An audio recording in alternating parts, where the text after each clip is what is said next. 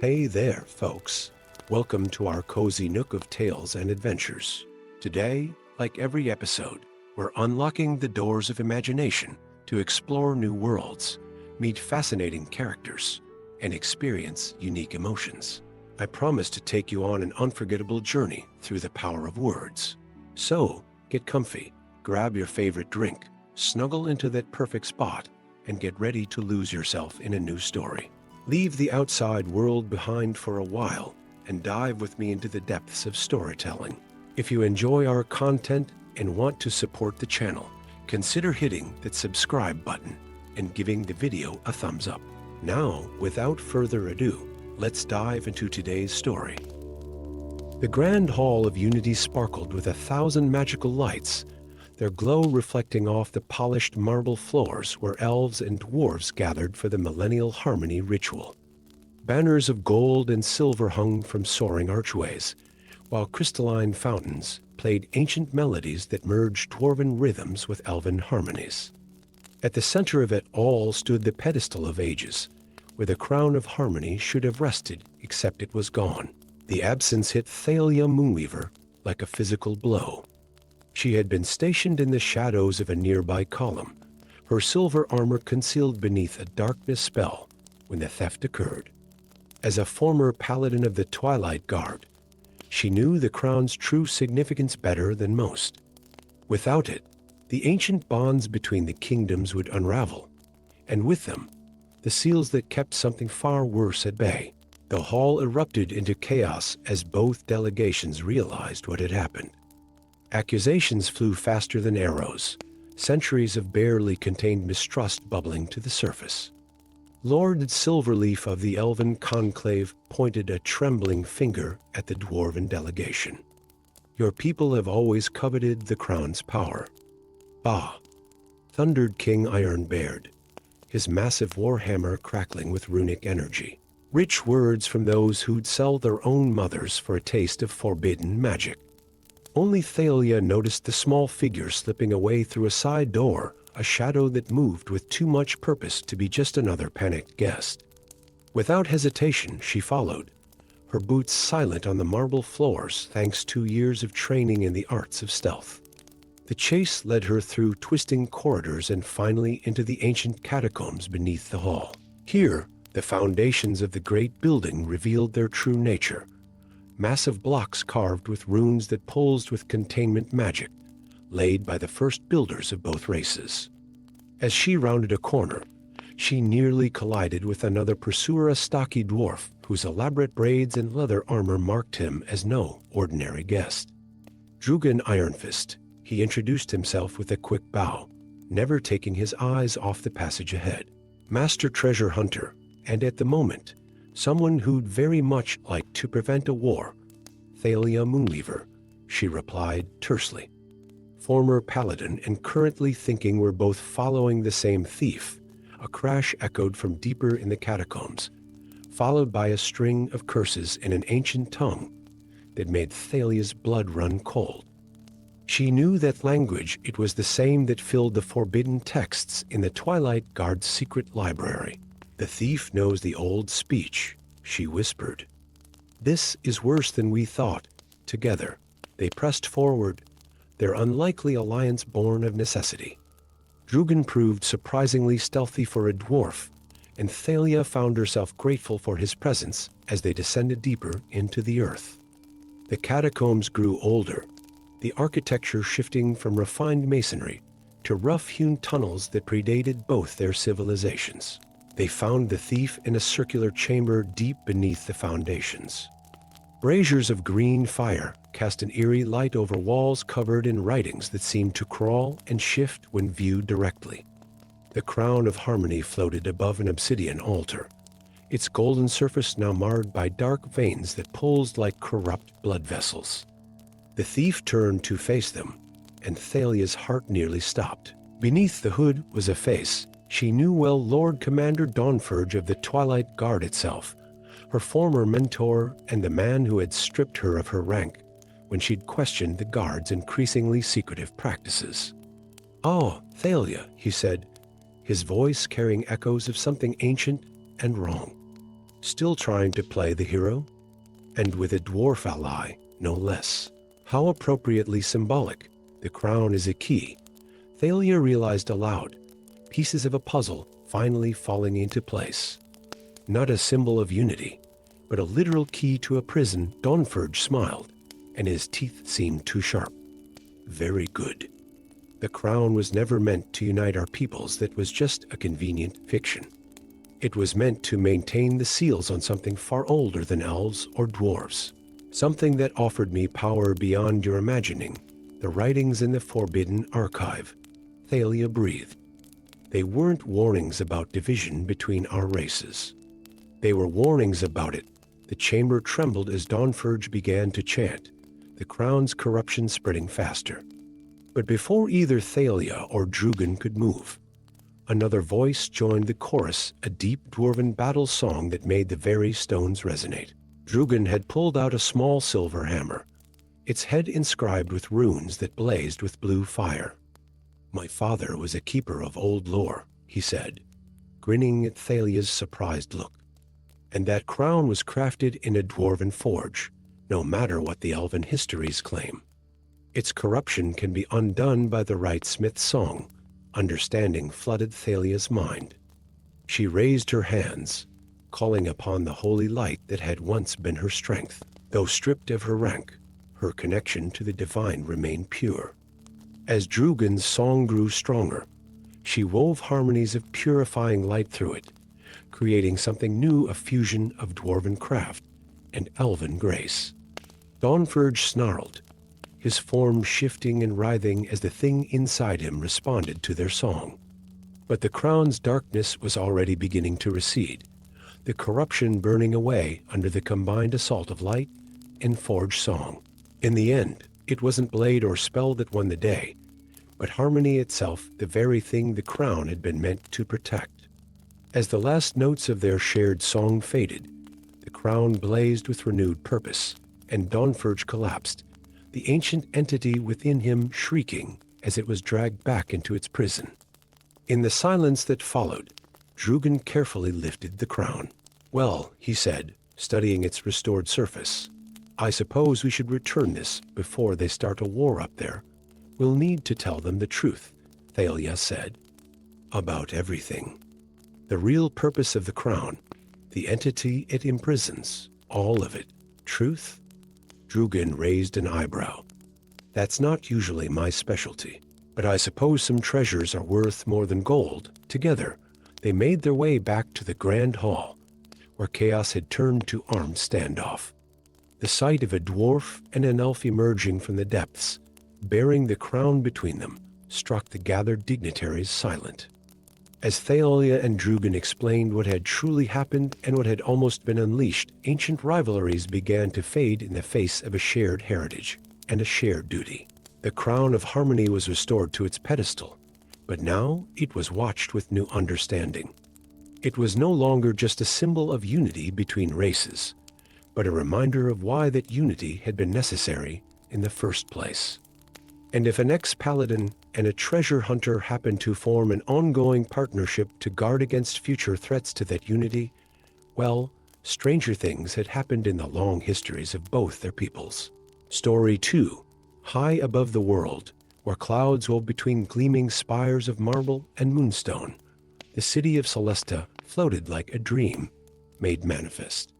Its towers pierced the heavens, connected by bridges of light that sparkled like diamond chains against the endless blue.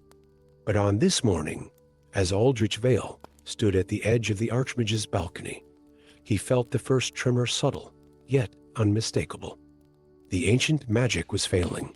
Aldrich pressed his hand against the nearest crystal pylon, closing his eyes to better sense the flow of power. The enchantments that had kept Celesta aloft for millennia were like music to his trained senses, a symphony of interwoven spells. But now, discordant notes crept into the harmony, threatening to unravel everything. How long? The voice behind him belonged to Lady Elisara, head of the Council of Seven. Her silver robes rippled in the high-altitude winds, gems of power woven into the fabric pulsing with nervous energy. Months, perhaps, Aldrich turned to face her, his own deep blue robes billowing. The binding spells are degrading faster than we can repair them. Without the original enchantments of the dwarven forge mages, he let the thought hang in the air. Everyone knew the story of how the floating cities had been created, a collaboration between elven sky weavers and dwarven forge mages during the Age of Wonders. But Celesta was the last. All other sky cities had fallen, one by one, their secrets lost with the extinction of the Forge Mage Order during the Great War. Then we evacuate, Lady Elisara said firmly, though pain flickered across her ageless features. There may be another way. Both elves turned to find a figure standing in the doorway, a female dwarf, her dark hair streaked with silver and bound in intricate braids. Her leather armor bore the marks of long travel, and at her belt hung a hammer that seemed to drink in the light around it. "How did you get up here?" Lady Elisara demanded, magic crackling at her fingertips. The dwarf raised her hands slowly. "My name is Grimhild, and I serve interests that wish to prevent Celesta's fall. I know the arts of the Forge Mages." Aldrich's heart leaped, but centuries of caution tempered his hope. The Forge Mages were wiped out generations ago. Not all of us. Grimhild's eyes held secrets darker than the depths of any mine. Some survived, serving the Shadow Queen in exchange for protection. We kept the old knowledge alive. The temperature on the balcony seemed to drop. The Shadow Queen was a name spoken only in whispers, a power that dwelt in the dark places of the world, collecting secrets and broken things. That she had preserved the Forge Mages was both miraculous and terrifying. "What does your queen want in exchange for this knowledge?" Lady Elisara asked, her voice sharp as frost. Grimhild smiled sadly. "Only that you listen. There are truths about Celesta that even you, its guardians, do not know." Over the next hour, in the secure chambers of the council, Grimhild revealed a history that shook the foundations of their world as surely as the failing magic threatened their city. The floating cities had not been built solely as havens of beauty and learning, but as prisons, each one containing a slumbering dragon of immense power, their dreams providing the raw magic that supplemented the Forge Mage enchantments. Beneath the marble streets of Celesta, Grimhild explained, sleeps Orax the Golden, last and mightiest of the elder dragons. When the other cities fell, their dragons were freed, some to destruction, others to servitude under various powers. The Shadow Queen seeks to prevent this last dragon from falling into the wrong hands. Aldrich's mind raced. "The tremors we're feeling are the dragon stirring in its sleep," Grimhild confirmed. "As the binding spells weaken, its dreams become more turbulent. If Celesta falls, Orax will awaken, and the world is not ready for what might follow." The implications were staggering. Every step they took in the city echoed over the sleep of an ancient dragon. Every spell they cast resonated with its dreams. The very beauty of their home was built upon a foundation of contained power that could either save or destroy them. But Grimhild wasn't finished. From her pack, she produced a crystal sphere that pulsed with inner fire. "This is the heart of the mountain, last remnant of the original forge, where the binding spells were created.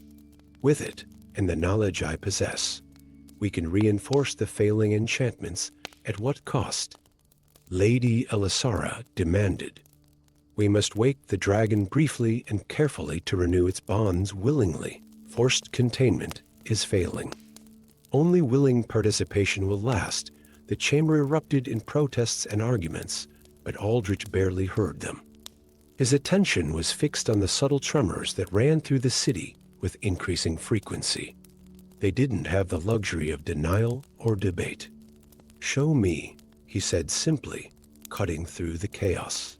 Over the next weeks, Aldrich worked with Grimhild in the deepest chambers beneath Celesta, learning the forgotten arts of the Forge Mages. It was dangerous work. Every failed attempt at strengthening the binding spells caused tremors that shook the entire city. The dragon's dreams became more vivid, manifesting as auroras that danced around the city's spires and strange visions that haunted its inhabitants. But as they worked, Aldrich began to suspect that Grimhild wasn't telling them everything. He caught her making measurements of the chamber walls, studying ancient inscriptions with more interest than necessary for their task. And sometimes, in unguarded moments, her eyes held not determination but sorrow. The truth came too late. On the night, they prepared the final ritual, with the heart of the mountain pulsing with gathered power and the entire council assembled. Grimhild's tears finally fell. "I'm sorry," she whispered. "She gave me no choice. The Shadow Queen had never intended to save Celesta." The weakening of the binding spells hadn't been natural but orchestrated, a centuries-long plot to gain control of the last Elder Dragon. Grimhild's ritual wouldn't reinforce the bonds but shatter them completely, giving the Shadow Queen the power she had long sought. But in that moment of crisis, something unexpected happened. As Grimhild began the ritual, Oryx's dreams touched Aldrich's mind. He saw the truth. The dragons had not been imprisoned but had chosen their role, serving as guardians of last resort against powers like the Shadow Queen. Their slumber wasn't captivity but vigil, maintained willingly until they were truly needed. Understanding bloomed like dawn. The failing spells weren't a weakness to be fixed, but a signal that the time of awakening had come. Working with desperate speed, Aldrich altered the ritual even as Grimhild cast it, using his elven sky magic to complement rather than combat the dragon's stirring power. Celesta shuddered. The marble streets cracked, and the light bridges flickered. But as Oryx opened its ancient eyes, the city didn't fall, it transformed. The dragon's power flowed through the elven architecture, not destroying but reforming it into something new, a true fusion of earth and sky, strength and beauty, permanence and change. In the aftermath, as golden scales gleamed among the towers and dragon wings stretched beneath clouds for the first time in millennia, Grimhild stood in wonder. "My queen will not be pleased," she said softly. "Then perhaps it's time to choose a new allegiance," Aldrich suggested, watching as Oryx soared between the spires of their transformed home, its presence not destroying the city's beauty, but enhancing it, fulfilling at last the true vision that elves and dwarves had crafted so long ago. For Celesta had become more than the last sky city. It was now the first of something new, a symbol of what could be achieved when ancient powers were not contained or controlled, but understood and embraced. Story 3. The first signs of the curse appeared like morning frost on autumn leaves. Lyra Stormwind noticed it during her dawn patrol of the Crystal Forest's eastern boundary, a faint shimmer on the skin of a sleeping fox, its chest barely rising and falling as crystal slowly encased its small form. Her heart clenched at the sight, for she had seen this before. 3 days ago, it had been an ancient oak tree, its leaves turning to translucent crystal overnight. Yesterday, a family of deer stood frozen in crystalline perfection near the sacred spring. Now it was spreading to the living creatures of the forest, and Lyra knew with crushing certainty that her people would be next. The young elven archer knelt beside the fox, her silver hair catching the early morning light. With trembling fingers, she touched its partially crystallized fur, cold and hard as diamond, yet with an inner light that seemed to pulse with the creature's fading life force. Standing abruptly, she adjusted her moonsilver bow and raced through the forest, her feet barely touching the ground as she made her way back to Silverspire, the great elven city built within and around the ancient crystal trees. As she ran, the signs became more apparent. Crystal formations sprouted from tree branches like parasitic growths, and the morning dew had frozen into perfect geometric patterns that refused to melt in the warming sun. The very air seemed to crackle with an ancient magic awakening from 1,000-year slumber. In the heart of Silverspire, the Council of Elders had already gathered in their chamber within the largest crystal tree. The normally serene faces of the ancient elves were marked with worry as Lyra burst into the chamber, breaking centuries of decorum. "It's spreading," she announced, her voice echoing off the crystalline walls. "The forest creatures are turning to crystal, High Elder Cylindril, her silver robes shimmering with embedded starlight, nodded gravely. "We know, child. Already, 3 of our people have shown signs of the transformation." She gestured to a corner of the chamber where a young elf stood perfectly still, his left hand completely crystallized, the transformation slowly creeping up his arm. "There must be something in our histories," Lyra insisted, her green eyes flashing with determination. "Some mention of this curse." The High Elder exchanged glances with her fellows before pulling an ancient scroll from her robes. "There is a prophecy, one we had hoped never to invoke." Her ancient fingers unrolled the delicate parchment, its edges crumbling despite her careful touch. "When crystal claims the ancient woods, and living flesh turns cold as stone, seek the children of the mountain deep, for broken oaths must be atoned." Lyra's breath caught in her throat. "The dwarves? But we haven't had contact with them since the Great Sundering," another elder finished. "When our peoples went to war over the Twilight Crystal, the story was well known to every elfling, how the dwarves had betrayed their ancient alliance by attempting to harness the crystal's power for themselves. The resulting conflict had torn the crystal in two, with each race claiming half. But something about the tale had always bothered Lyra, inconsistencies that nagged at her scholar's mind. Before she could voice her thoughts, a commotion erupted outside the chamber. A guard rushed in, his face pale. "The crystal transformation, it's accelerating. Dozens are showing signs now." High Elder Cylindril closed her eyes in pain. "Then we have no choice."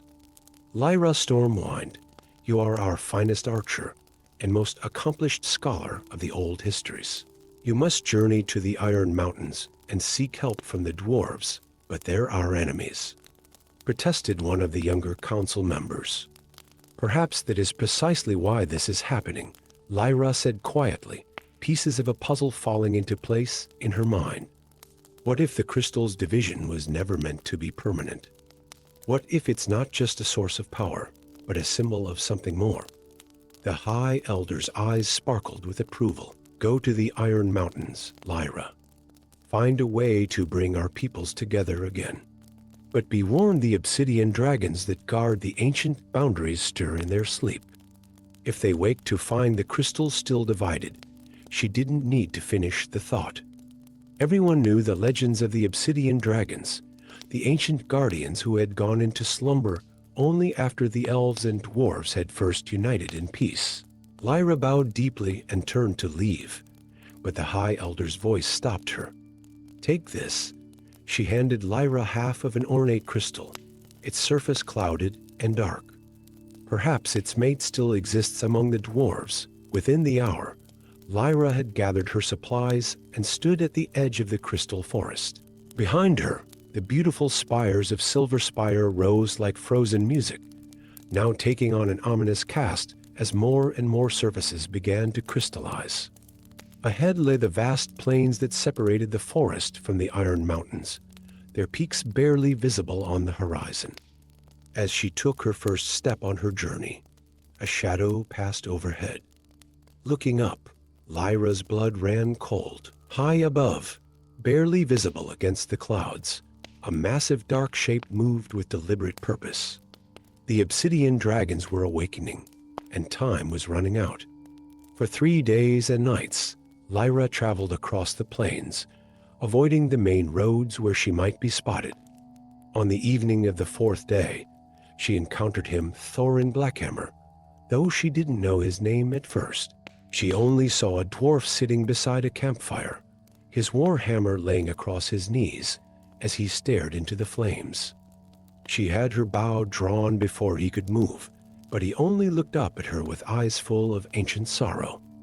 "I wondered when one of your kind would come," he said, his voice deep as mountain roots. "I suppose it started then? The crystallization?" Lyra lowered her bow slightly. "How did you know?" "Because it's happening in our mountains too." He stood, and Lyra noticed a crystal growth on his beard, catching the firelight. "I'm Thorin Blackhammer, once prince of the Iron Mountains, now exile. And I carry a burden of truth that may doom or save us all." As they sat by the fire, Thorin revealed the terrible truth. It had been his ancestor, not the dwarves as a people, who had attempted to seize the crystal's power. The resulting war had been built on lies and misunderstandings, and the crystal's division had set in motion a cycle that would eventually turn both their peoples to crystal, feeding the awakening obsidian dragons. "The dragons were never meant to be guardians," Thorin explained, pulling out his own half of the twilight crystal, identical to Lyra's but reversed, like a mirror image. "They were a failsafe, meant to cleanse the world if our peoples ever forgot the importance of unity. When they held the crystal halves close to each other, they began to glow with an inner light, casting shadows that danced like memories of ancient friendships long forgotten. In those shadows, Lyra and Thorin saw the truth, how their peoples had once built wonders together, how the crystal had been a symbol of their unity, not a source of power to be fought over. But reaching the crystal's sanctuary would not be easy. Already, the obsidian dragons circled the Iron Mountains, their wings casting valleys into darkness. The path to redemption would require not just courage, but the willingness to trust ancient enemies and face uncomfortable truths. As dawn broke over the plains, Lyra and Thorin began their journey together, knowing that the fate of both their peoples rested not just in reuniting the crystal, but in healing the wounds of the past. Behind them, crystal continued its slow spread across the world, and above, the dragons watched and waited, their ancient judgment hanging in the balance. Story 4. In the Eternal Mountains, where ancient peaks pierced the clouds like the spears of giants, stone had always been more than mere rock. It held memories, whispered secrets, and sometimes, as Prince Cale Silverspear was about to discover, it held destinies. The transformation began at dawn. Cale watched from the hidden dwarf-built fortress he called home as an elven scout patrol crossed the valley below. Their movements were fluid and graceful until, between one heartbeat and the next, they simply stopped. Their silver armor grew dull, their flesh hardened, and within moments, they were nothing more than exquisitely detailed statues caught mid-stride. "It's happening again," growled Grimdar, the old dwarf who had raised Cale in secret for the past 20 years. His forge-calloused hand rested heavily on Cale's shoulder. Just like in the eastern passes last week, Cale touched his pointed ears, the unmistakable mark of his elven heritage, then ran his fingers over the intricate dwarven runes tattooed along his jawline. He alone bore the blood of both peoples, a secret that could get him killed by either side. Yet watching more warriors fall to the stone curse, he knew his unique heritage might be the key to ending this plague. "The Temple of Time," he said quietly. "All the old stories say it holds the power to break any curse. But only one of mixed blood can enter." Grinder's face darkened beneath his silver-streaked beard. "Those are dangerous tales, lad. The temple is guarded by the Timeless Ones. No one who's sought it has ever returned." Before Cale could respond, a horn echoed across the valley, deep and resonant, a dwarven war horn. But it was answered immediately by the crystal-clear notes of elven horns. Two patrols had encountered each other, and even with the stone curse claiming victims on both sides, they prepared for battle. "Enough," Cale declared, strapping on his weapons, a dwarven warhammer and an elven bow, symbols of his divided heritage. "I'm going to find the temple." He wasn't alone in his quest. In the chaos of the gathering battle, a hooded figure slipped away from the elven lines, moving with too much purpose to be fleeing. Cale followed, his dwarven training allowing him to move silently despite his armor. The figure led him to an ancient cave mouth decorated with symbols that seemed to shift and change when viewed directly. There, she finally turned, lowering her hood to reveal striking features and eyes that held centuries of secrets. "I wondered if you would come, son of two peoples," she said in a voice like autumn leaves. I am Morgana Steelheart, though history remembers my ancestor by a different name, the first Sorcerer King. Kale's hand tightened on his hammer. Every child of both races knew that name, the legendary figure who had first united the peoples before vanishing into myth. The one who built the Temple of Time, the one who became the Temple of Time, she corrected. My ancestor didn't build it. He transformed himself into it, becoming a living lock to hold back something far worse than a curse. Together, they delved deeper into the mountain. Morgana revealed how she had spent centuries preparing for this moment, watching as the ancient wards began to fail. The stone curse wasn't a curse at all, but a protection of final defense, turning people to stone, to prevent them from being taken by something far worse that strained against its bonds in the heart of the mountain. The Temple of Time, when they finally reached it, defied mortal understanding. Its walls rippled like liquid metal, and doorways opened onto scenes from past and future. At its center stood a figure that was both statue and living being, the Sorcerer King himself, frozen in a moment of transformation. Only one of both bloodlines can approach him, Morgana explained, and only one of his bloodline can complete the ritual to strengthen the bonds, understanding dawned. You need me to reach him, and you to renew the spell, but they weren't alone. The Timeless Ones emerged from the liquid metal walls, beings that had once been mortal, before the temple's magic had transformed them into something eternal. Their forms shifted between elf, dwarf, and something other, their voices echoing with the weight of ages.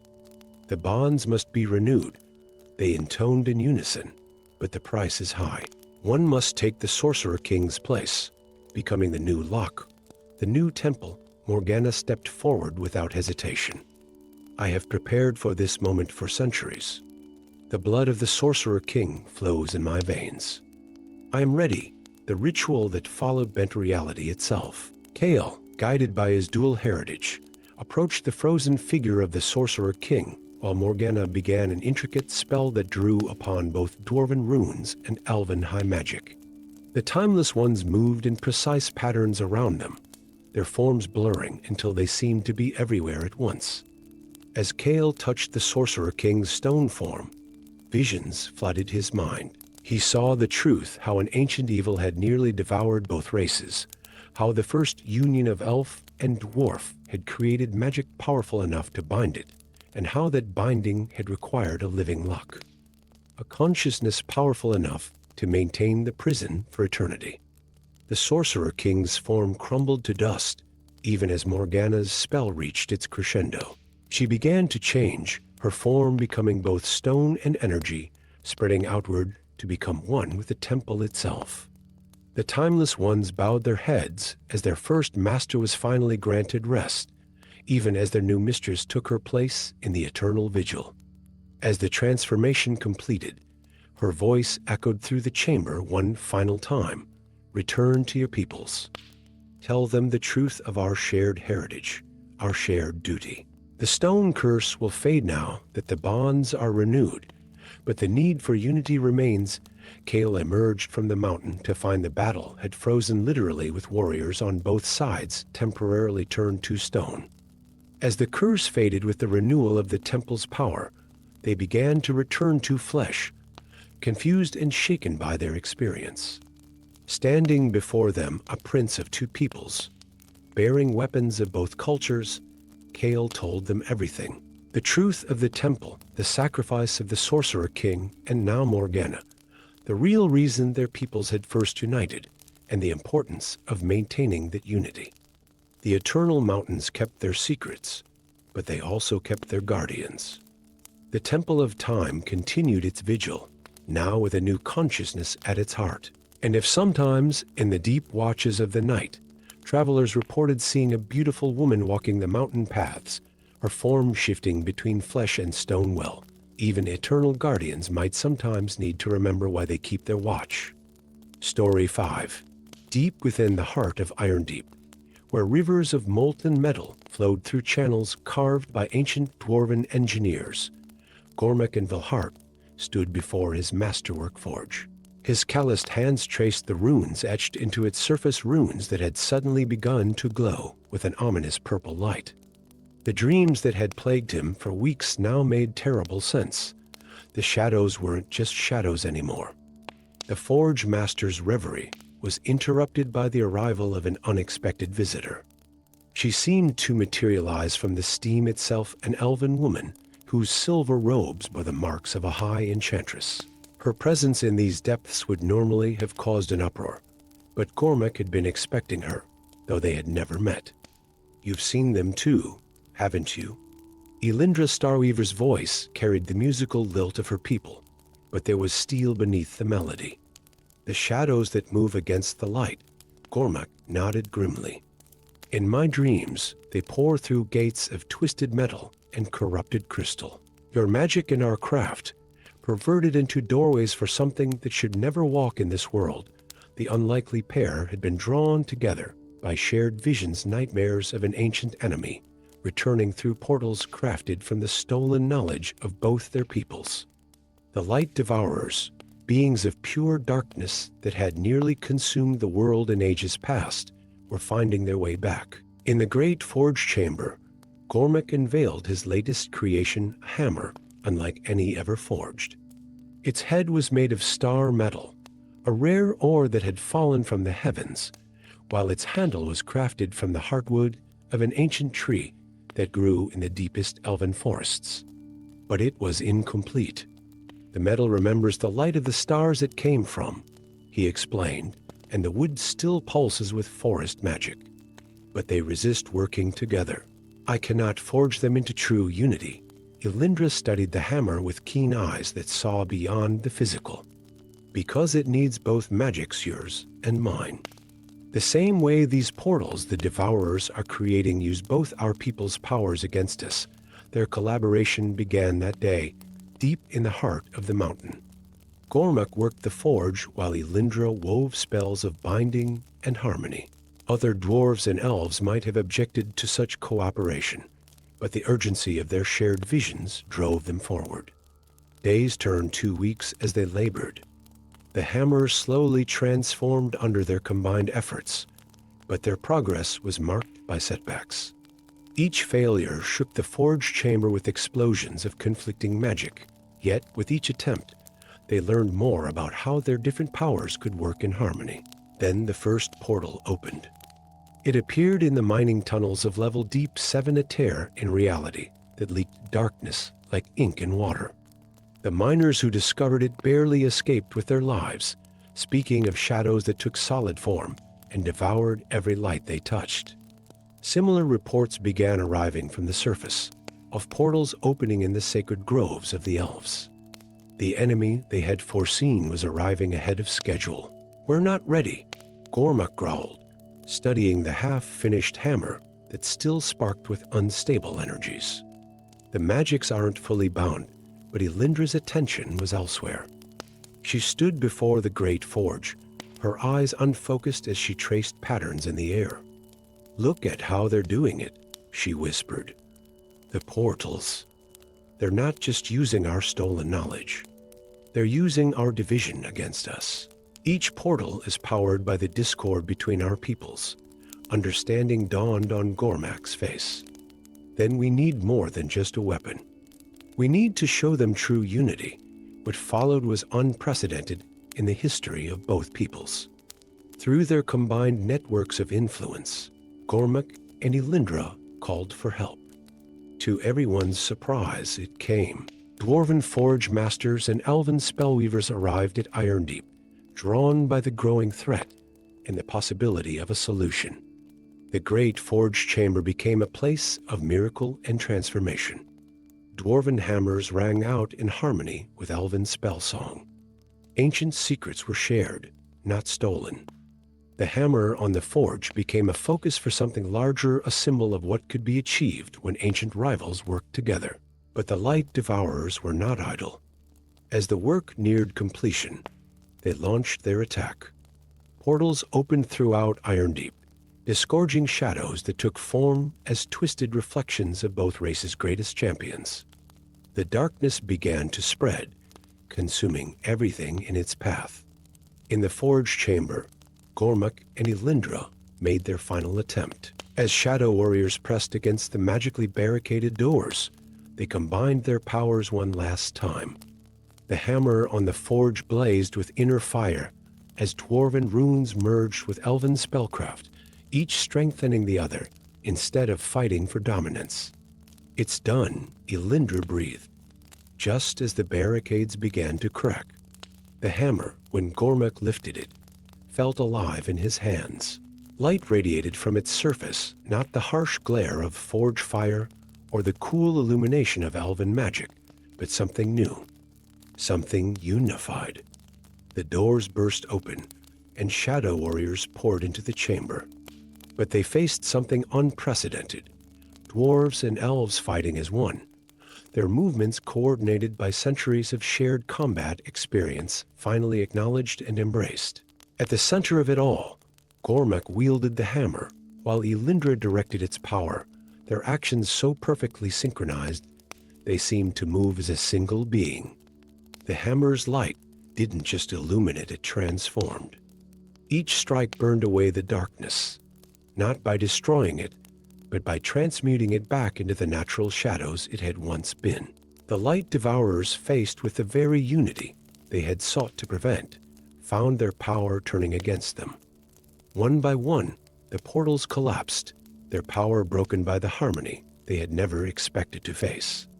The shadow warriors dissolved, returning to simple shadows that danced harmlessly on the walls. In the end, only the hammer's light remained, a testament to what had been achieved. But both Gormak and Elindra knew this was just the beginning. The light devourers had been driven back, but not destroyed. More importantly, both peoples had been shown a new way forward. In the years that followed, the Great Forge Chamber became a place of learning where both races could study together. The hammer was mounted above the forge, its light a constant reminder of what could be achieved through unity. And if sometimes in the depths of night, its light pulsed in warning of shadows growing strong again, well, at least now they knew how to face them together. Story 6. The crystal forest glowed with an ethereal light as moonbeams danced through its translucent branches, each leaf a prism that scattered rainbow fragments across the snow-covered ground. Among these natural wonders walked Liriana, her silver hair catching the crystalline reflections as she traced patterns in the air with graceful fingers.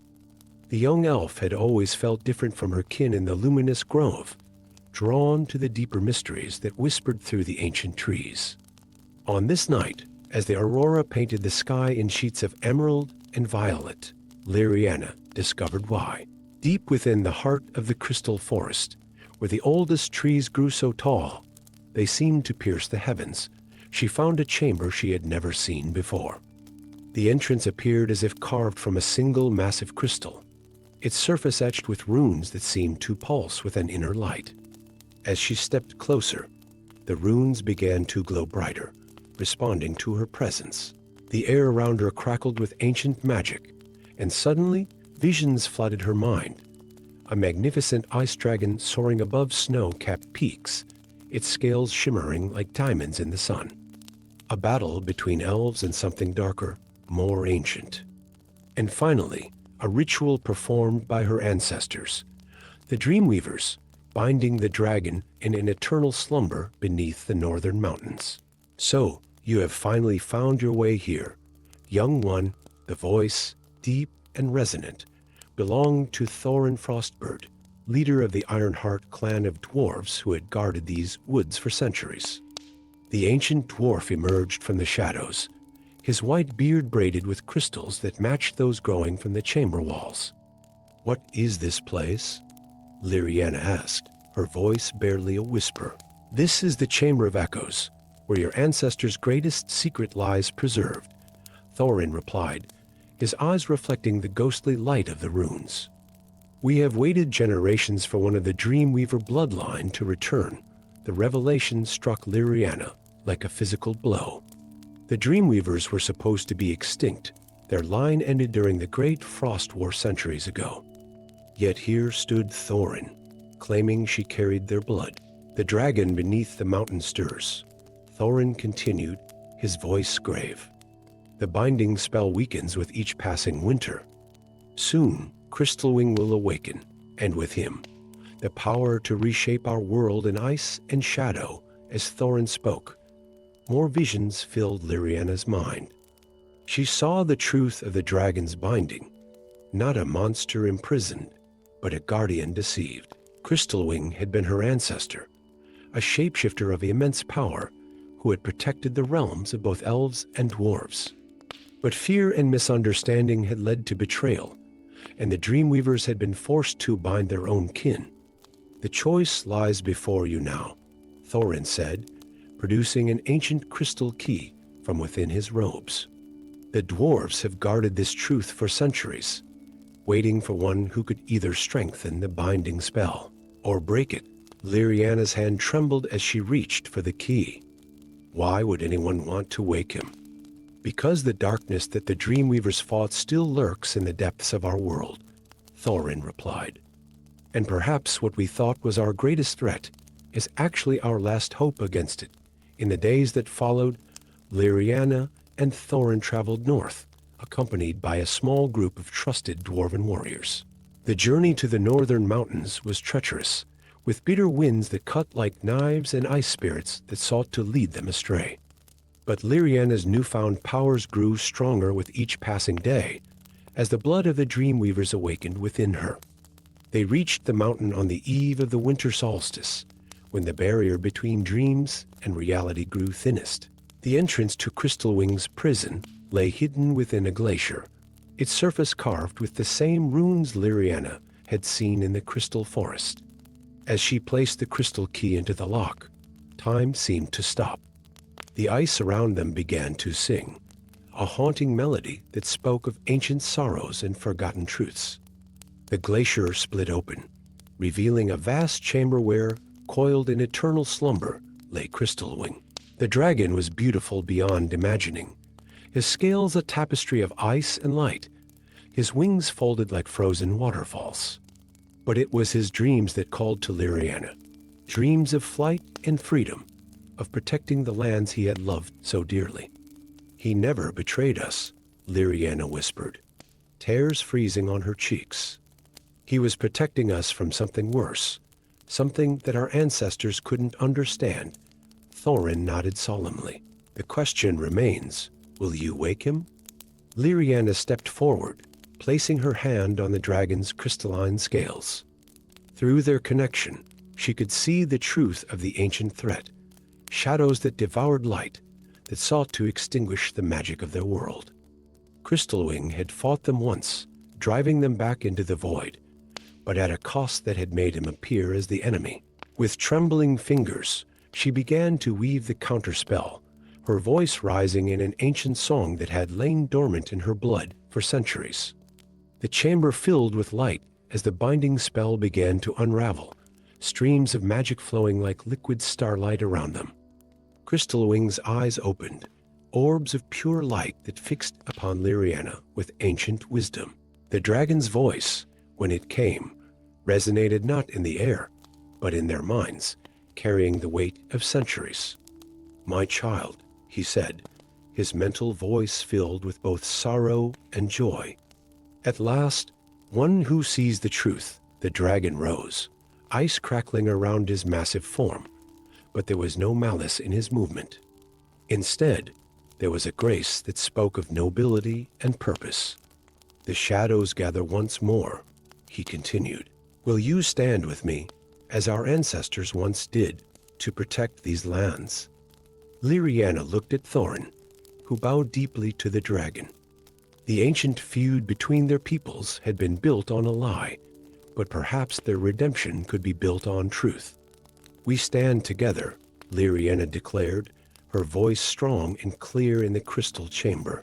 All of us, as they emerged from the mountain, Crystalwing spread his wings against the aurora-lit sky, and for the first time in centuries, the true guardian of the north took flight. Below, elves and dwarves stood united, ready to face whatever darkness might come. For Liriana, Watching the dragon soar above the crystal forest that had been her home, she finally understood her purpose. She was not just the last of the Dreamweavers, she was the bridge between past and future, between races long divided, and between the world as it was and as it could be.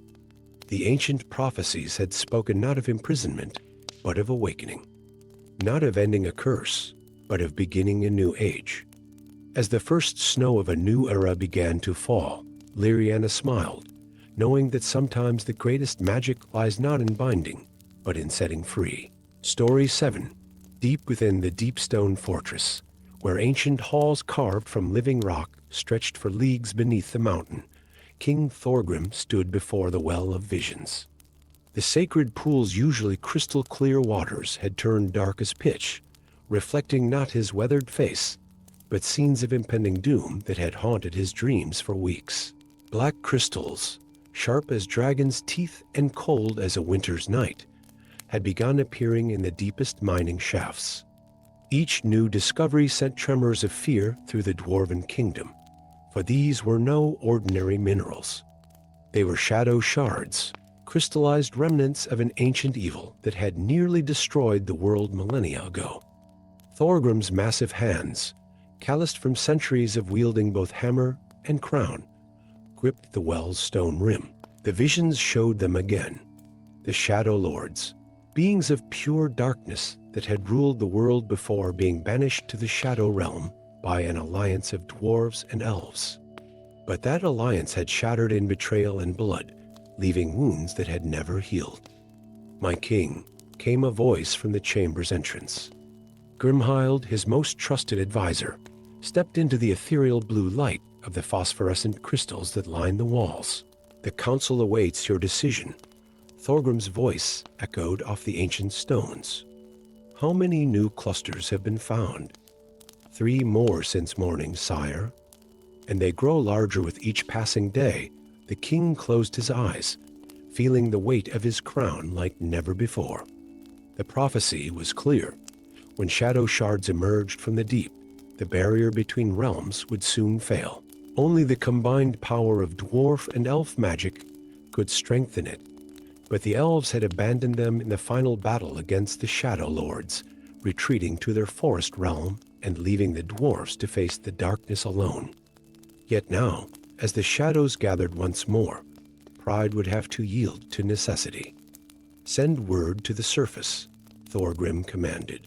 "We must seek aid from the Starlight Court." The journey to the elven realm was treacherous, with the mountain paths growing more dangerous as the shadow shard's influence spread. Strange creatures stalked the nights, and the very air seemed to thicken with malevolent purpose. Thorgrim led a small delegation, including his most trusted warriors and lore masters, their armor gleaming with runes of protection. They found the entrance to the Starlight Court changed from the grand gates of legend. The once magnificent archway of living trees had grown wild and forbidding, with thorny vines that seemed to watch their approach. A handful of elven guards materialized from the shadows, their arrows nocked but not drawn. "State your purpose, King under the mountain," one called out, using Thorgrim's formal title with careful neutrality. "I seek audience with Elindril the Outcast," Thorgrim replied, causing murmurs among both his delegation and the elven guards. The shadows stir once more, and ancient oaths must be remembered. The name of Elindril sent ripples through the elven ranks. She had been banished from their council for delving too deeply into forbidden magics, seeking knowledge of the shadow realm that the elven elders had deemed too dangerous to preserve. Yet it was whispered that she alone maintained the old ways, the powerful magics that had once sealed the Shadow Lords away. After tense negotiations, they were led through the twisted paths of the Starlight Court. The elven realm had changed since Thorgrim's grandfather's time. The ethereal beauty remained, but there was an edge to it now, like a blade wrapped in silk. The trees themselves seemed to lean away from their passage, and the eternal twilight that bathed the realm held darker shadows than before. They found Elindril in a grove apart from the main court, where the boundaries between worlds grew thin. The elven mage stood beside a pool similar to Thorgrim's Well of Visions, but hers swirled with colors that hurt the eye to look upon. Her hair was white as starlight, her eyes holding knowledge that spoke of prices paid and secrets learned. "I have been waiting for you, King Thorgrim," she said, her voice carrying echoes of power. "The shadows speak your name, then you know why I have come? The shadow shards grow in your deep places. As they grow here in the high places," she gestured to the trees around them, where black crystals could be seen pushing through the silvery bark. "The barrier weakens, and the lords of shadow remember their ancient kingdom." Thorgrim stepped forward, removing his crown. "Our peoples once stood together against this darkness. Can we do so again?" Elendril's laugh was bitter as winter frost. "The Elven Council would rather forget those days, forget the price we paid and the choices we made. They call my magic forbidden because they fear what it reveals, that our victory was not as complete as we claimed, that the Shadow Lords were not destroyed, but merely bound, and that binding weakens with each passing age. Then help us," Thorgrim urged, "not for the Council, not for the Ancient Alliance, but for all who live in the light." The elven mage studied him for a long moment, her ancient eyes seeing beyond the surface. "The ritual requires both dwarf and elf, working in perfect harmony. One mistake, one moment of doubt or distrust, and the barrier will shatter completely. Are you prepared to trust an outcast with such power? Are you prepared to trust a dwarf?" Thorgrim countered. For the first time, Elendril smiled. "Perhaps that is why the shadows fear us most, not our power, but our ability to forge trust from the ashes of betrayal." As if in response to their words, the black crystals pulsed with malevolent light. The shadows between the trees deepened, taking on forms that writhed and reached with ghostly hands. The time of choice was past. Now was the time for action. Together, Dwarf King and Elven Outcast began the ritual that would either save their world or doom it. Elendril's voice rose in ancient Elvish incantations, while Thorgrim's deep tones rang with dwarven words of power. Around them, the shadow shards trembled and cracked, releasing their dark energy not into the world, but into the ritual itself. The barrier between realms became visible, a great curtain of light and shadow, threading through every rock and tree. Through it, they could see them, the Shadow Lords, pressing against the weakening veil, their forms both beautiful and terrible. But where the barrier had been crafted from fear and desperate need, now it was rewoven with understanding and shared purpose. As the last words of power faded, the shadow shards crumbled to dust, and the pressing darkness receded. The barrier held, stronger than before, reinforced not just with magic, but with the renewed bond between dwarf and elf. Elendril lowered her hands, exhaustion evident in her stance. "It is done, but this is not the end. The Shadow Lords are patient, and they will try again." Thorgrim nodded, replacing his crown. "Then we will be ready together. Perhaps it is time for both our peoples to remember not just the betrayal, but what came before, when we stood as one against the darkness in the days that followed. A new alliance was forged in the depths of Deepstone Fortress and the heights of the Starlight Court. The old wounds would take time to heal, but as dwarf and elf worked together to cleanse their lands of the Shadow Shard's taint, they found that some bonds, once reformed, grew stronger at their broken places. And in the darkness between worlds, the Shadow Lords waited, knowing that their time would come again, but fearing, for the first time in millennia, the power of ancient enemies becoming friends once more. Story 8. The winds howled across the blasted plains of Cairnhaven like mourners at a funeral, carrying the scent of ash and dying magic. Eldric Stormbringer stood atop the ancient dragon's watch, his weather-beaten cloak whipping around him as he observed the great beasts circling in the blood-red sky above. Something was wrong with their flight patterns, their usual grace replaced by erratic movements, their majestic forms somehow dimmer than before. As the last guardian of the dragons, Eldric had learned to read their every movement, every subtle change in behavior. The magic that bound these magnificent creatures to their noble nature was failing, and with it, the thin line between protector and destroyer grew ever fainter. In his chambers within the weathered tower, the ancient crystalline compass pulsed with an increasingly erratic rhythm. Its needle, which had pointed true to the heart of dragon magic for centuries, now spun wildly, occasionally emitting sparks of corrupted energy. Eldrick had spent sleepless nights studying the ancient texts, searching for answers, until finally discovering the terrible truth. The harmony crystal, the source of the dragon's balance, was fracturing. A knock at his chamber door interrupted his dark thoughts. "Enter," he commanded, his voice rough from disuse. Moira Stoneheart stepped into the room, her dwarven armor gleaming despite the dim light. Her clan's legendary forge work had always stood out, even in these diminished times. "The dragons over the eastern range attacked another village today," she reported, her voice tight with controlled emotion. "Third one this moon." Eldrick closed his eyes, feeling the weight of failure pressed down upon him. "How many?" "No casualties this time. But the village is gone." Moira's hand instinctively went to the pendant around her neck, a dragon scale fashioned into a memorial for her clan, who had not been so fortunate in their encounter with corrupted dragons decades ago. "There's only one solution," Eldrick said, turning to face her. "The crystal of harmony must be restored. Its fragments lie scattered in the Forbidden Lands, and we have 3 moons before the corruption becomes irreversible." Moira's eyes widened. "The Forbidden Lands? No one has returned from there in centuries, which is why I need you, Moira Stoneheart. Your people's knowledge of crystal craft, combined with my connection to the dragons. It might be our only hope." The journey began at dawn the next day. As they crossed the boundary into the Forbidden Lands, the very air seemed to change, becoming thick with ancient magics and forgotten curses. The landscape was a twisted version of the world.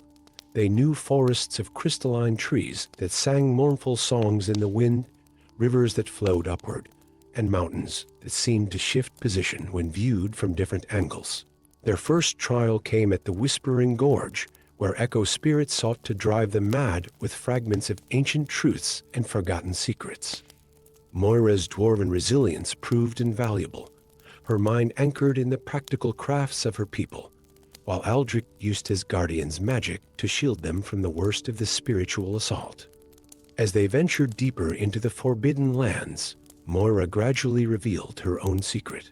"The dragon that destroyed my clan," she said one night by their crystal fire camp, "I've always known it wasn't acting of its own will." The corruption had already begun then, hadn't it? Eldrick nodded slowly. "The fracturing of the harmony crystal has been gradual. What happened to your clan was one of the first signs I failed to recognize in time. Then why did the other guardians not act?" "Because there are no other guardians, Moira. There never were. The others were an illusion we maintained to make the dragons seem better protected than they were.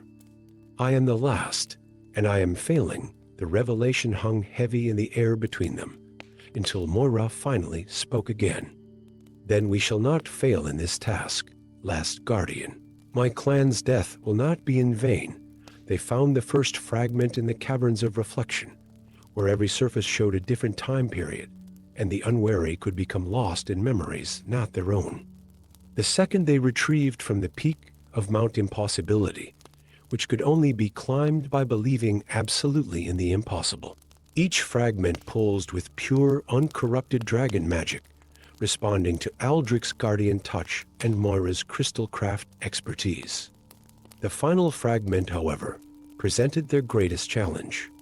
It lay in the heart of the time-lost city, where reality itself bent and warped around a massive dragon skeleton that still breathed phantom fire. Here, Moira's true purpose was revealed. "The corruption cannot be simply removed," she said, her voice echoing strangely in the twisted space. "It must be transformed. My clan, we were not destroyed by accident. We were sacrificed willingly to forge a binding between dragon magic and dwarven crystal craft. My pendant isn't just a memorial, it's the key, Before Aldrich could stop her, Moira had placed her pendant into the dragon skeleton's eye socket. The crystal fragments they had collected resonated with it, rising into the air as she began an ancient dwarven forge song. The corrupted magic that had been poisoning the dragons began to flow visible in the air, drawn to the combining crystals. "Moira, the backlash will kill you," Eldrick shouted over the rising magical storm. She smiled, her form beginning to glow with the same light as the crystals. "No, it won't. It will transform me, as my clan was transformed. How else did you think we could stabilize dragon magic?" It was never about removing the corruption, it was about accepting it, understanding it, and transforming it into something new. The magical maelstrom reached its peak, and Moira's form dissolved into pure light, merging with the harmony crystal as it reformed. When the light faded, the crystal floated perfect and whole once more, but now it shimmered with new depths, streaks of dwarven runecraft visible in its facets. And Moira stood beside it, transformed. Her armor had become crystalline, her eyes glowing with the same inner fire as the dragons themselves. "My clan's sacrifice was not an ending," she said, her voice resonating with new power. "It was a beginning. The dragons need both guardians and crafters now, those who can maintain their wild magic, and those who can help them transform it. Together, they returned to Dragon's Watch. The corrupted dragons were drawn to the restored crystal of harmony, their erratic movements smoothing as the new magic reached them. But now they weren't simply being controlled or bound, they were being transformed. Their corruption turned into a new kind of magic that bridged the gap between dwarven craft and dragon power. Eldrick was no longer the last guardian, but the first of a new order. As he watched Moira teaching young dwarves and dragon friends alike the art of crystal craft enhanced by dragon magic, he understood that sometimes the greatest magic lies not in preserving the old ways, but in finding the courage to forge new ones. In the skies above Cairnhaven, dragons soared once more with their ancient grace, their scales now occasionally glinting with crystalline light. And in the hearts of the mountains, dwarven forges burned with dragon fire, crafting wonders that neither race could have created alone. The age of the solitary guardian had ended. The age of transformation had begun. Story 9. Etherspire floated like a dream among the clouds, its crystalline towers catching the light of dawn and scattering it in rainbow cascades across the sky. From his perch in the apprentice's tower, Finn watched the levitation crystals that ringed the city pulse with their familiar blue glow, each beat a reassurance that the magnificent city would remain aloft for another day. But something was wrong. As a junior mage in training, Finn had spent countless hours studying the crystal's rhythms, and lately, their song had changed. The usual steady thrum had developed a slight stutter, barely noticeable to most, but to him, it was like a discord in an otherwise perfect symphony. The problem consumed his thoughts as he made his way through the floating walkways that connected the city's various districts. Crystal-powered trams glided silently overhead, their shadows dancing across the pearl-white streets below. Citizens went about their daily lives, unaware that their paradise in the clouds might be in danger. His wanderings brought him to the lower markets, where the buildings hung like stalactites from the city's underside. Here, among the bustling stalls and mysterious shops, he found the workshop of Dwarric Ironheart, an exiled dwarven inventor known for his unorthodox combinations of crystal magic and mechanical innovation. The workshop's door was adorned with intricate gears that turned continuously, powered by a small crystal matrix. Finn hesitated only a moment before knocking. The door swung open on its own, revealing a chaos of spinning contraptions, glowing crystals, and half-finished inventions that defied description. "Either come in or stay out, boy, but don't let the warmth escape," called a gruff voice from somewhere within. Finn stepped inside, ducking under a mobile of floating crystal shards that chimed softly as he passed. Dwarric emerged from behind a towering contraption, his beard braided with tiny crystals that glowed in time with his movements. "Oh, a young mage," he said, adjusting his crystal-powered seeing lens. "Come to report me to the council for unauthorized experimentation again?" "No," Finn replied, gathering his courage. "I've come because the city's crystals are failing, and nobody else seems to notice." The dwarf's expression shifted from suspicion to intense interest. "Show me your observations." Finn pulled out his notebooks, filled with careful measurements and calculations of the crystal's power fluctuations. As Dwarek pored over them, his frown deepened. "This is worse than I feared," he muttered. "The power isn't just failing, it's being drained." Together, they began an investigation that took them deep into the hidden passages beneath Etherspire's pristine surface. Dwarek's mechanical constructs detected traces of shadow magic, something that shouldn't have existed in the City of Light. Following these traces led them to a shocking discovery. Beneath the Arcane Council's chambers, a hidden network of crystals pulsed with dark energy. "Shadow crystals," Dwarek whispered, his seeing lens whirring as it adjusted to the darkness. "They're using them to siphon power from the levitation matrix before they could retreat."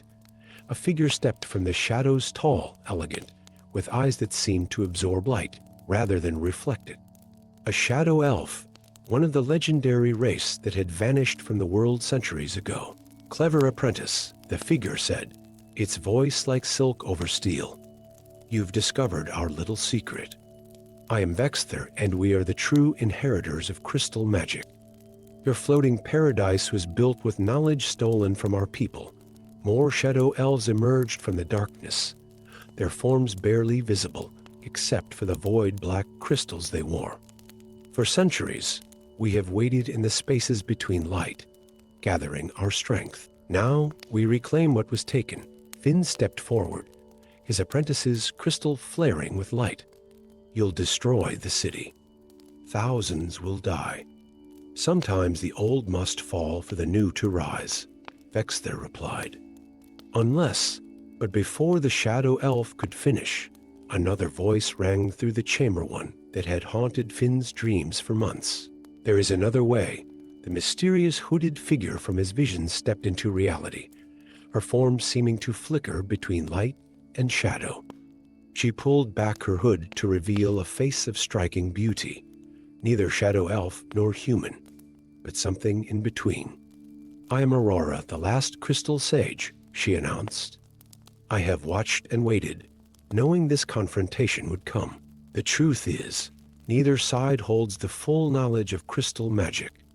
It was never meant to be divided between light and shadow." She raised her hands, and the crystals around them, both light and dark, responded, their energies swirling together in a dance of shadow and illumination. "The power you seek," she continued, looking at Vexther, "was not stolen but shared, in an age when our peoples were one. The floating cities were meant to bridge the gap between earth and sky, between light and shadow." Finn felt the truth of her words resonate with the magic in his blood. The crystals in his apprentice's badge pulsed in harmony with both light and shadow energies, showing him visions of a time when magic was whole, undivided by fear and prejudice.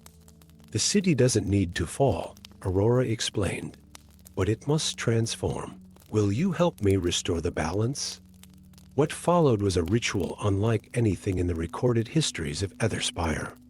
Under Aurora's guidance, Finn's sensitivity to the crystal's rhythms proved crucial. Dwarek's mechanical expertise helped redistribute the magical energies throughout the city's matrix. The Shadow Elves' understanding of void crystals completed the trinity of knowledge needed to stabilize the magic. As dawn broke over Etherspire the next day, the city had changed. The levitation crystals now pulsed with both light and shadow, creating a new kind of magic that was stronger than either force alone. The city's architecture had transformed, incorporating elegant shadows that complemented its crystalline splendor rather than opposing it. The Arcane Council was reformed, with representatives from all races working together to maintain the new balance. Finn found himself apprenticed to both Aurora and Vexter, learning to bridge the gap between different forms of crystal magic. Dwarwick's unauthorized experiments became the foundation for a new school of magical engineering. The citizens of Etherspire woke to find their city more wondrous than ever, its beauty now enhanced by the interplay of light and shadow. The crystal songs that kept the city aloft had changed to a fuller harmony, one that acknowledged both the brilliance of day and the mystery of night. As Finn stood at his familiar perch in the transformed apprentice's tower, watching the sun rise over a city that bridged not just earth and sky, but light and shadow, he understood that sometimes the greatest threats could become the greatest opportunities for growth. The floating city had not just been saved, it had been reborn, a testament to the power of unity over division, of harmony over conflict. And in the depths of the city, the crystals sang their new song, a melody of balance that would keep Etherspire floating in the clouds for centuries to come. Story 10. The floating islands of Avalorn drifted like autumn leaves in a gentle breeze, their edges trailing wisps of magical energy that shimmered in the perpetual twilight.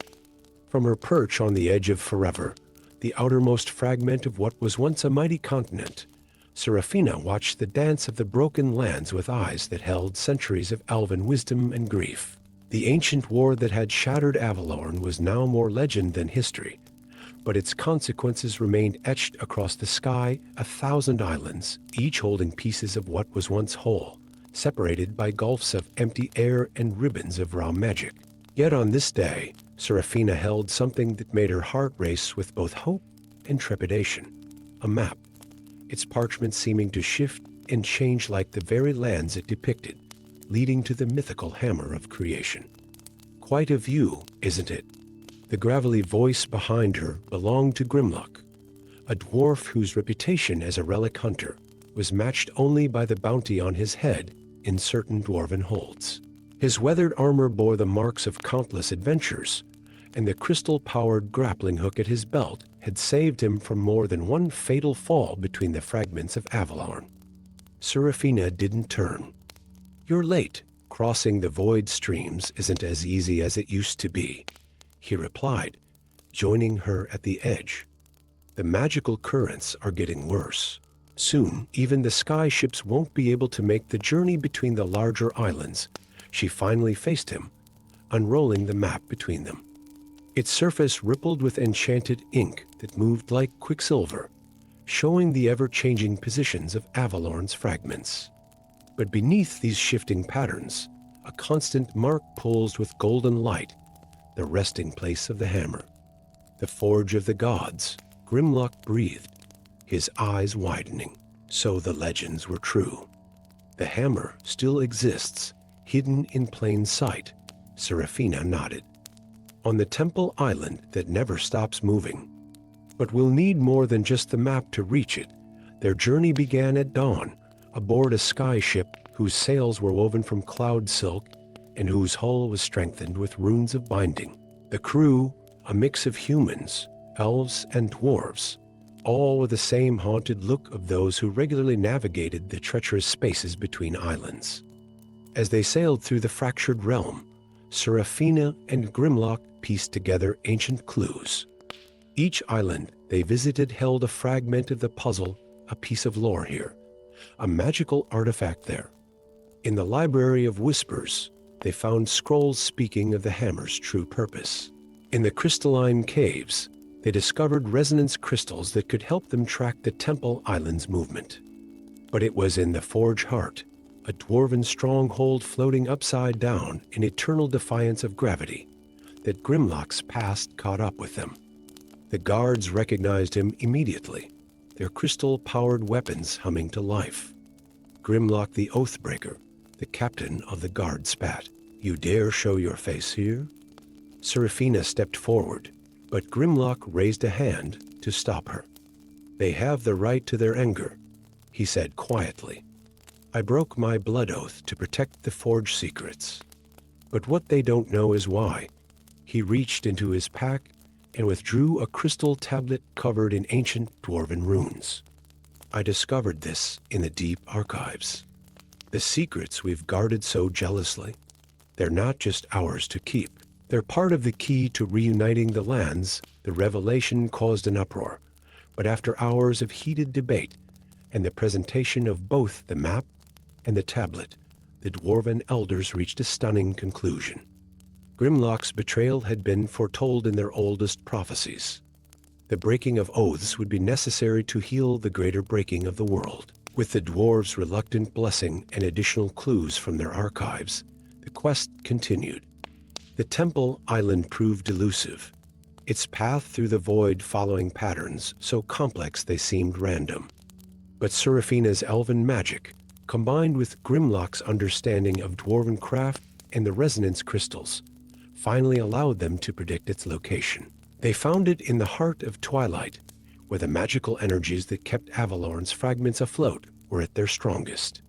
The temple itself was a masterpiece of architecture that combined elements of all the race's styles: elven grace, dwarven strength, and human ingenuity. At its center, floating above an altar that somehow stayed perfectly still despite the island's constant movement, was the hammer of creation.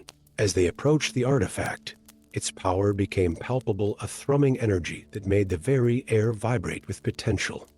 But when Seraphina reached for it, ancient wards flared to life, and a spectral figure materialized before them.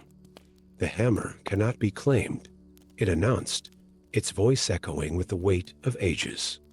"Its power cannot be used to simply undo what was done."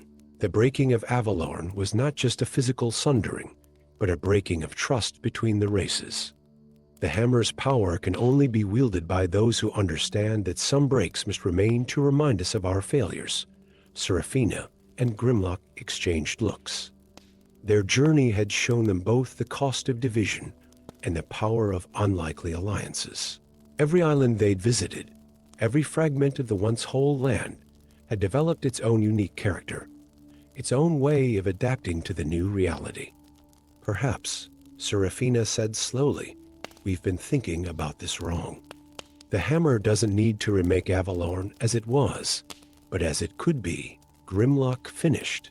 Not a single continent, but a network of connected islands, each maintaining its uniqueness while being part of a greater whole. The spectral guardian nodded, and the wards around the hammer dimmed.